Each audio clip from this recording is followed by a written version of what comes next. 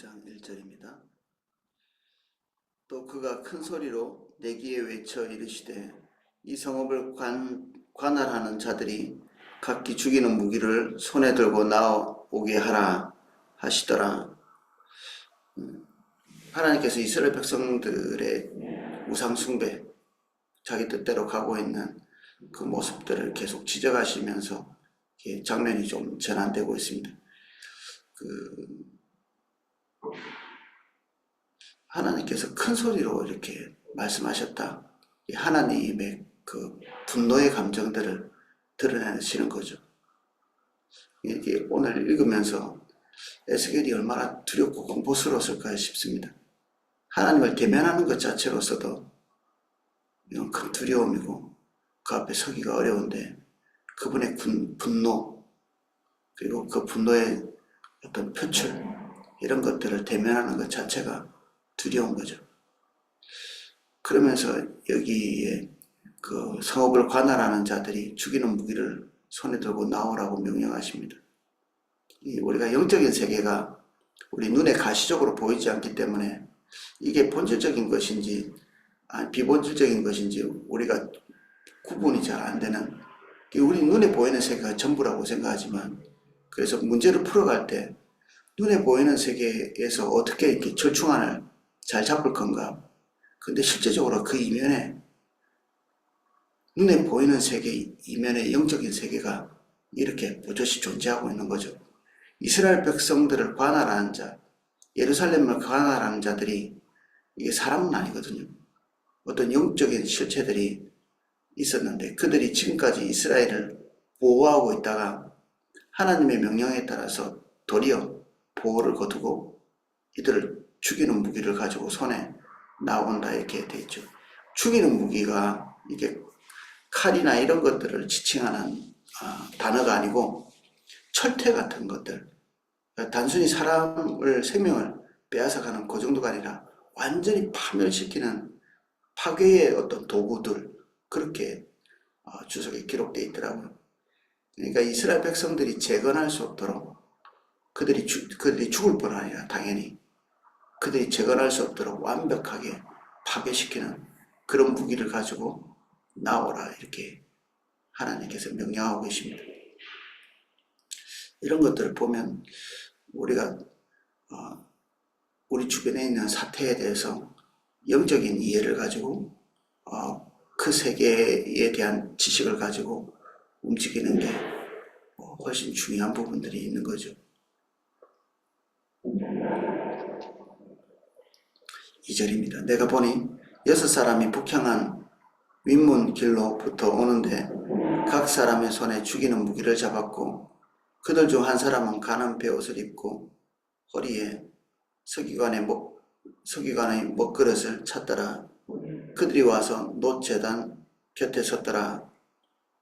6사람, 사람의 모양으로 섰지만 실제로 사람은 아니고 천사이고, 이 6사람과 여기에 베옷을 입은 한 사람, 그래서 이게 6사람인가 아니면 7사람인가, 대체로 사람들은 이제 7 정도의 사람으로 이해합니다. 어떤 사람은 이 베옷 입은 사람을 이 6사람 안에 포함시켜서 그 중에 어떤 사람이 베옷 입은 사람으로 이렇게 이해하고 있는데, 대부분은 요거까지 포함해서 6사람이 있고 한 사람이 있고, 그래서 그 존재들이 지금 하나님 앞에서 뭔가 하나님의 명령을 수행하기 위해서 서 있는, 근데 특별히 이 베옷을 입고 있는 이 존재는 이 먹그릇을 가지고, 이게 그 고대 사회에서는 그 갈대 그 끝에 먹을 묻혀가지고 이렇게 글자를 쓰고 이렇게 했었는데, 그 먹을 담는 통, 그 단어라고 합니다. 실제적으로 이제 이 먹그릇은 하나님께서 진멸하실 때 그 진멸을 하는 그 위치를 정하는 거죠. 우리가 산에 가서 이렇게 벌목을 할 때도, 개발 같은 걸 할 때 벌목을 함부로 이렇게 하는 게 아니라 벌목을 이렇게 선을 이렇게 정해놓고 그 경계선에 있는 나무들에 하얀색 페인트를 이렇게 칠하는 걸 볼 수 있거든요. 그 페인트 칠한 안쪽으로는 절대로 들어가서는 안 되고 그 밖에까지 허가가 된 만큼 하는 거죠. 하나님의 영적 세계도 마구잡이로 이렇게 막 진멸하는 것이 아니라, 또는 이게 뭐 도매급으로 팔려가는 것, 이런 표현을 쓰듯이 그냥 한꺼번에 그냥 그 주변에 있으면 왕창 그냥 가는 게 아니라, 하나님께서 정확하게 뺄 사람은 빼고 넣을 사람은 넣는, 또 하나님의 의중에 따라서 그것을 선택해서 그렇게 뭔가 이렇게 영적인 세계에서도 진멸하지 말아야 될 존재들을 체크를 이렇게 하는 그런 존재이죠, 이 사람이, 이 존재가. 근데 사람은 아니겠죠, 당연히. 영적인 존재죠. 그래서 노제단 곁에 서 있었다. 그룹에 머물러 있던 이스라엘 하나님의 영광이 성전 문지방에 이르더니 여호와께서 그 가는 베옷을 입고 서기관의 먹그릇 찬 사람을 불러 여호와께서 이르시되, 너는 예루살렘 성읍 중에 순행하여 그 가운데서 행하는 모든 가정한 일로 말미암아 단식하여 우는 자의 이마에 표를 그리라 하시고, 모든 사람이 우상 숭배에 깊이 빠져 있고 자기 영혼, 자기 목표, 자기가 기대하는 바를 따라서 인생의 방향을 정해놓고 맹렬히 달려가고 있는데, 그 중에서도 그 우상 숭배를 두려워하고 그리고 슬퍼하고 국가 전체가 주님을 버리는 것을 애통해하는 자들이 있었던 것 같죠. 그리고 그들이 도매급으로 이렇게 진멸당하지 않도록 그 우는 자들의 머리에 표를 하도록 이렇게 되어 있습니다. 이런 그 표시를 통해서 이렇게 하나님께서 행하시고 또는 재앙을 면하게 하시고, 이런 게 우리가 출애굽기에 봐도 비슷한 내용이 있죠.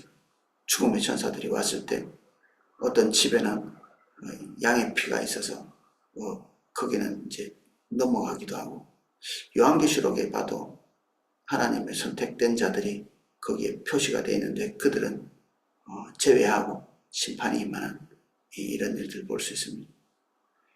하나님께서 공의로우신 하나님이시라 범죄한 자와 범죄하지 않은 자를 같이 뒤섞어서 멸망시키지 않죠. 아브라함이 하나님 앞에서 탄원할 때도 단 한 사람의 의로운 사람이 없었던 것 같거든요.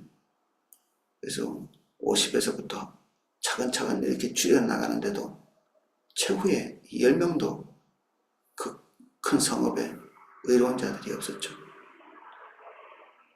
그럼에도 불구하고 의롭다고 볼 수 없지만 아브라함을 생각해서 그 안에 그나마 일말의 어떤 가능성이 있었다고 할까, 그 롯을 거기서 건져내시죠. 그래서 원래 거기에 사는 사람들은 단 한 명도 제외 없이, 예외 없이 다 멸망당하고 맙니다.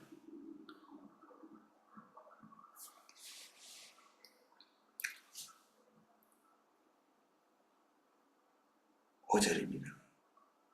그들에 대한 내 귀에 이르시되, 너희는 그를 따라 성읍 중에 다니며 불쌍히 여기지 말며 긍휼을 베풀지 말고 쳐서 늙은 자와 젊은 자와 처녀와 어린이와 여자를 다 죽이되 이마에 표 있는 자에게는 가까이 하지 말라.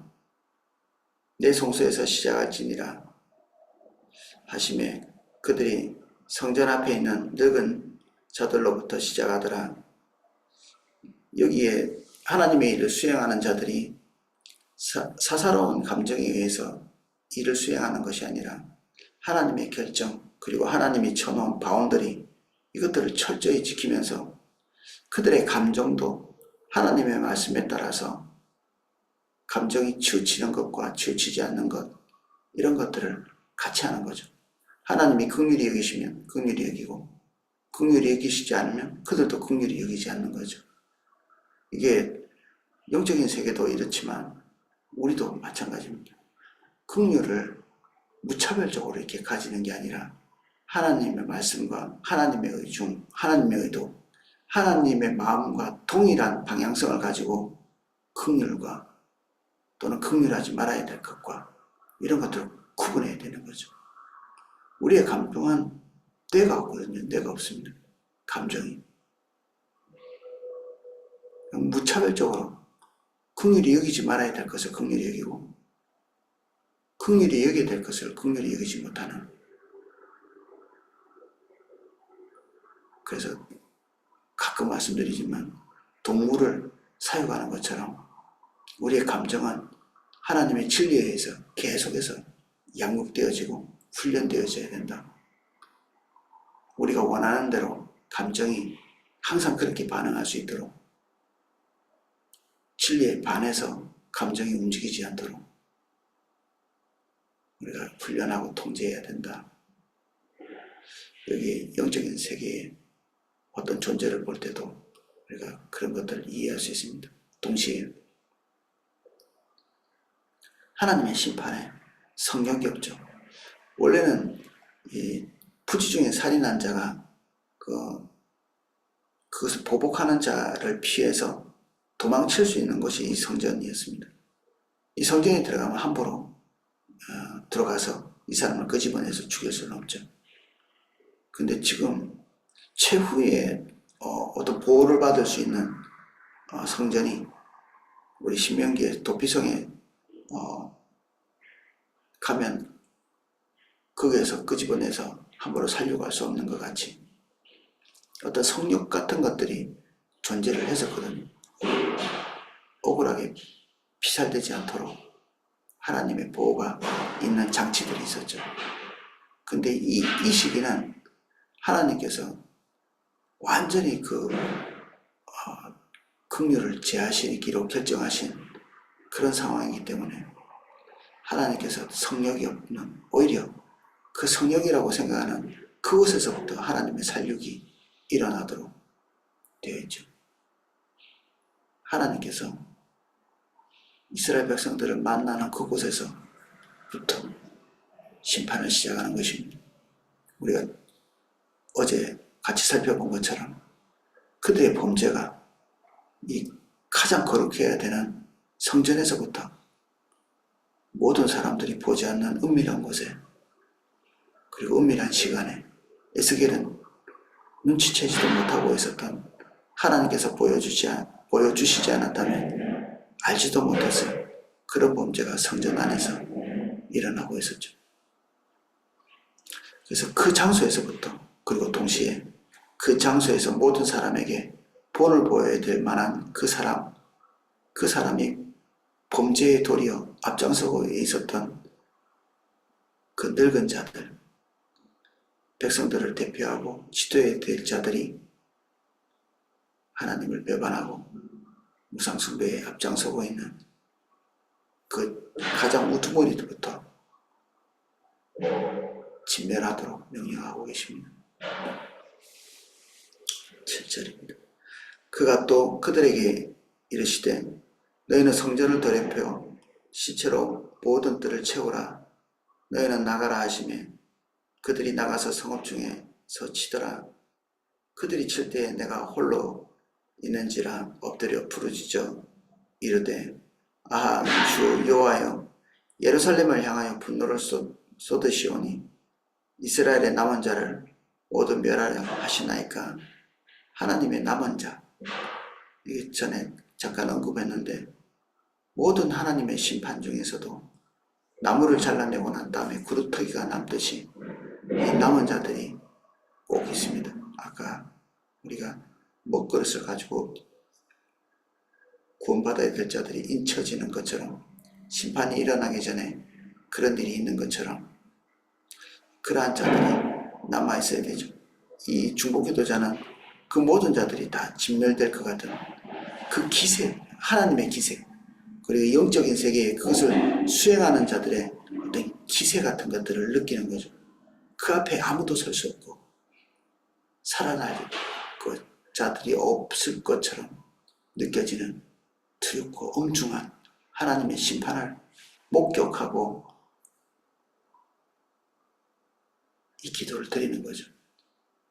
하나님의 심판을 본 모든 자들이 사실은 이런 태도를 가지고 있어야 되죠. 중보기도자의 태도. 모세도 그랬고 다니엘도 그렇고 중보하는 자들의 기본적인 태도는 이것이 올바른 거죠. 긍휼과 자비. 그러나 이 모든 것들이 공의를 뒤집어 엎지는 않는다는 것입니다. 이것에 대한 하나님의 반응입니다.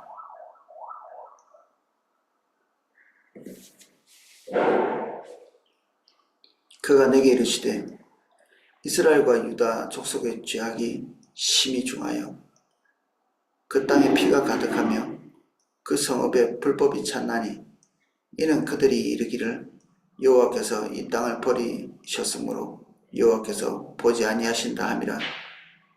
그러므로 내가 그들을 불쌍히 여기지 아니하며 긍휼을 베풀지 아니하고 그들의 행위대로 그들의 머리에 갚으리라 하시더라. 하나님께서 이스라엘 백성들이 행하고 있는 모든 것들을 참는 수위가 있죠. 이게 하나님은 오래 참으신다. 이게 하나님의 성품인데 오래 참으신다는 것은 어떤 일정한 기간까지 참으신다는 얘기죠. 오래라는 말은 길이를 얘기하는 거지 영원히 참는다고 하는 단정적인 것이 아니죠. 그래서 하나님의 참으심, 이것은 시한이 있다. 그리고 기간이 있고, 그래서 이미 그 기간이 넘었기 때문에 하나님의 진노는 여기에 쏟아지고 있고, 그들은 긍휼히 여겨야 될 그 선 바깥에 있는 존재들이었다. 이게 하나님의 평가입니다. 에스겔이 생각하는 것보다 더 심각한 범죄 가운데 있는 하나님은 긍휼의 출처시죠. 세상의 어떤 존재도 하나님보다 더 긍휼하지 못합니다. 여기에 에스겔이 이스라엘 백성들을 향해서 긍휼의 마음으로 기도하고 있지만 에스겔이 또 하나님보다 긍휼이 큰 존재가 아닙니다. 단지 하나님이 보시는 만큼 이스라엘의 심각성에 대해서 잘 모르는 거죠. 하나님이 보여주셨지만 그것에 대해서 잘 모르고 어떤 면에서는 두려움, 공포, 그리고 그 기세에 압도당한 그 상태로 인해서 하나님께 탄원하고 있는 거죠. 한 면에서는 당연히 해야 될 일이고 한 면에서는 그의 무지를 통해서 하고 있는 말이기도 하고 그렇습니다.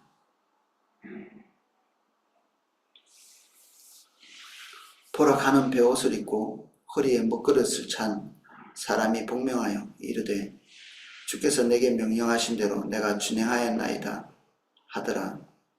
먹그릇 잡은 자가 죽일 자와 살릴 자를 이미 구분이 끝난 거죠. 하나님께서 말씀하신 대로 수행하는 1.1핵도 빗나가는 것이 없는 이 수행, 영적인 세계를 우리가 볼 때, 우리가 하나님께서 우리에게 뭔가를 말씀하실 때 우리도 동일한 방향으로, 그리고 이들이 하고 있는 것처럼 1.1핵도 밖으로 나가지 않는 그런 순종이 자연스러운 거죠. 이게 자연스러운 것입니다. 이 주님이 말씀하신 것과 대립되는 자리에 있다, 또는 더디 행한다, 주저한다, 이것은 주님을 잘 모르는 거죠. 그때와 그 시를 계속 딜레이하면서 판단을 늦추고 하나님이 말씀하신 딱 그때를 차일피일 하다가 놓치는 경우가 많거든요. 그때를 놓치면 그 명령을 놓치는 것입니다. 여기에 있는 영적인 존재가 하나님께서 말씀하신 그때, 그리고 말씀하신 그 영역에 온전히 순종하고 있는 그 모습은 오늘 우리에게도 반드시 있어야 되는 일이죠. 오늘 여기까지 살펴보겠습니다. 누가 하나님의 결정을 막을 수 있습니까? 하나님의 분노는 가혹하지 않고 정당하시며 하나님의 심판은 억울한 자가 휘말려 들어가지 않는 공의로운 심판입니다. 긍휼히 여길 자와 그 긍휼 밖에 있는 자가 도매꼴로 취급되지 않습니다. 우리의 판단은 하나님보다 정확하지 않습니다. 주님의 생각을 알기를 원합니다. 우리 눈과 우리의 귀, 우리의 감정이 판단하는 것을 우리가 신뢰하지 않고 주님의 결정을 신뢰합니다. 누구보다 자비롭고 그 긍휼과 인애를 비교할 자가 없는 하나님의 판단이 가장 옳습니다. 주님 앞에 견줄 자가 없습니다.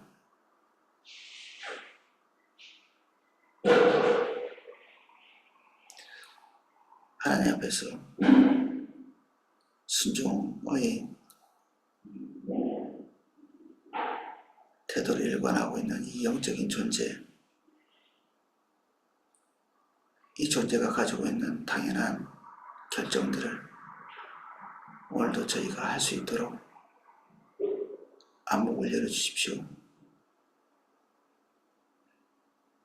이때가 어떤 때인지, 이 상황에 무엇을 결정해야 될 상황인지 항상 올바른 판단할 수 있도록 저에게 은혜가 필요하고 계시가 필요합니다.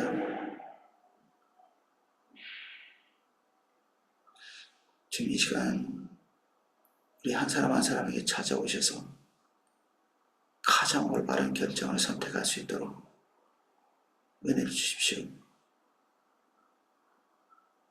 주님이 보이실 때 당연히 순종에 맞지 않는 저희들 되게 해주십시오. 항상 순종할 자세, 주의 말씀이 우리의 삶에 온전하게 이루어지기를 기대하는 자세, 그런 마음을 지킬 수 있는 은혜를 주십시오. 예수님 이름으로 기도합니다. 아멘.